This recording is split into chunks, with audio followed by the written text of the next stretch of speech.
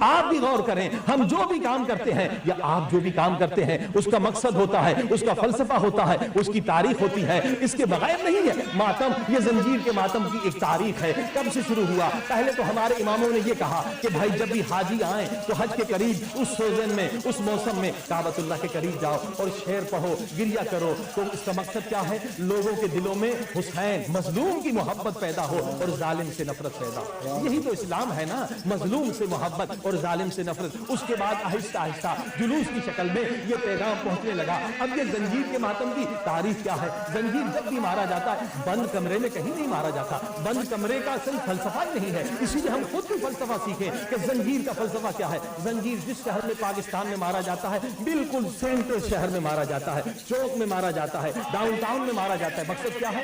یہ جب زنجیر لوگ مارتے ہیں اس کا مقصد خودکشی نہیں ہے, بلکہ آپ 2 4 5 10 مارتے ہیں تو زیادہ کھڑے رہتے ہیں. اگر تھوڑی زیادہ کسی نے جوش میں آ کے مار لی اس سے ہاتھ لے لیتے ہیں, اس سے زنجیر لیتے ہیں. اس کا مقصد کیا ہے؟ زنجیر ماری تو ایک میڈیا کریٹ ہو گیا, لوگ جمع ہو گئے, ہزاروں لوگ جمع ہوتے ہیں. جب جمع ہو جاتے ہیں تو اب میسیج دینے کا وقت ہے.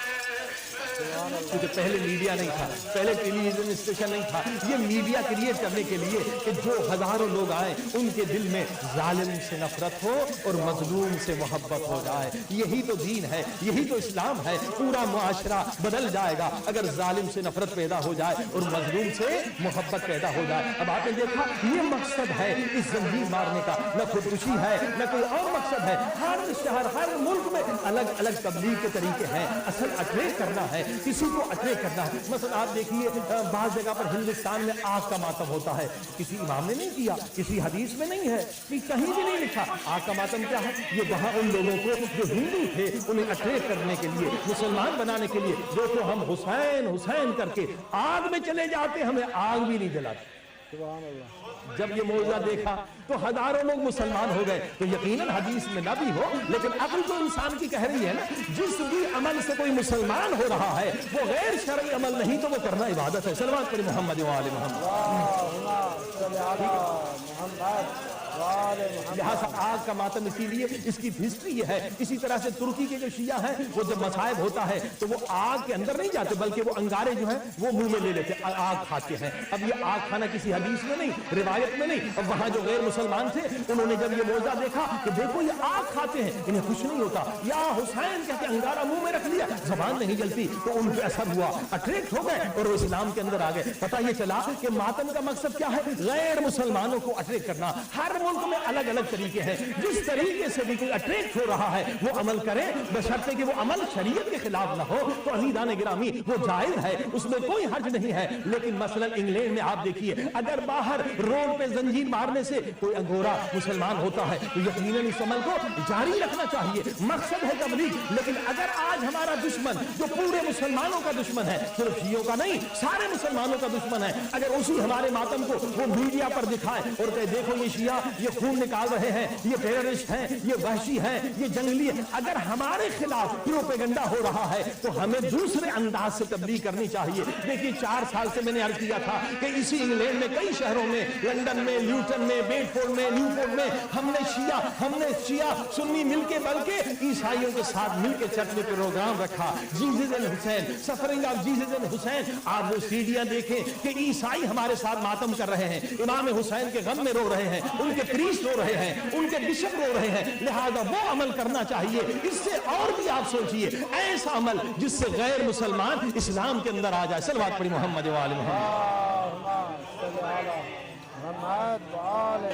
عزیزان گرامی. اب آپ دیکھ رہے ہیں یہ سب غلط فہمیاں ہیں, ان غلط فہمیوں کو دور کریے. آئیے حسین کا دامن پکڑیں, حسین علیہ السلام کے دامن پکڑ کر ہم ان مسائل کو ختم کر سکتے ہیں. عزیزان گرامی امام حسین اتنی بڑی قربانیاں دی ہیں, انہی قربانیوں کو یاد رکھیے تاکہ جہالت ختم ہو, تعصب ختم ہو, فرقہ پرستی کی لعنت ختم ہو, قوم پرستی کی لعنت ختم ہو, مسلمان پھر متحد ہو جائیں. آج بہت ضروری ہے, آج اسلام مظلوم ہے, آج مسلمان मुसलमान मजलूम है, हुसैन की आवाज पर लब्बैक कहें, लब्बैक कहें हुसैन की आवाज पर, हल मिन्ना से यंसुरना पर लब्बैक कहने की जरूरत है। देखिए हर जितनी इबादतें करते उसका मकसद यूनिटी है। नमाज क्यों पढ़ते हैं? अव्वलीन मकसद यूनिटी है। अलग नमाज पढ़े, अलग नमाज पढ़े, एक रकत सवाब है, मिलके पढ़े मिलियन साल, मिलियन ज्यादा टाइम सवाब हो जाता है। रोजे का मकसद क्या है? यूनिटी है।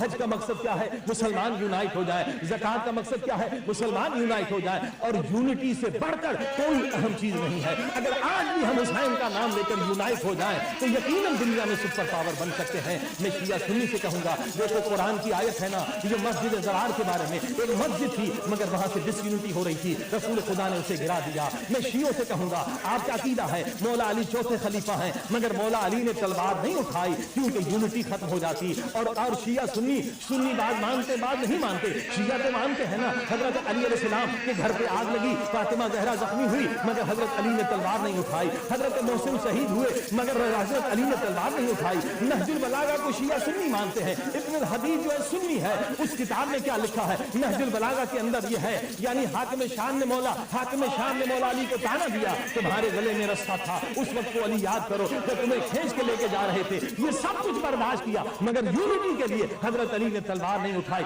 ऐ शिया सुन्नी मुसलमानों, अगर तुम आशिक हुसैन हो, अगर आशिक अली हो, अगर आशिक कुरान हो, अगर आशिक इस्लाम हो, आज अल्लाह की रस्सी कुरान और अहले बैत को मजबूती से थामो और सब एक हो।